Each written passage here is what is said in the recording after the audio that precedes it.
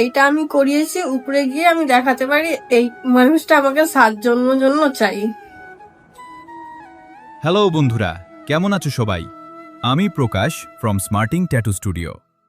তো আজকের যেই কাজটা করব সেটা ছিল একটা পোর্ট্রেট ট্যাটু। আজকের ক্লায়েন্ট খুব এক্সাইটেড ছিল।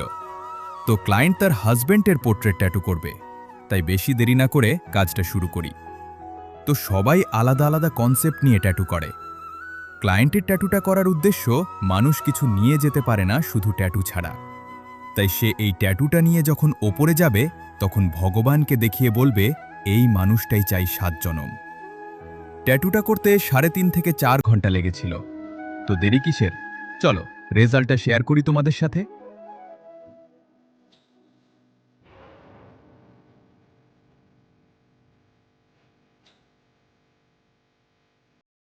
কাজটা কেমন লাগলো কমেন্টে বলো।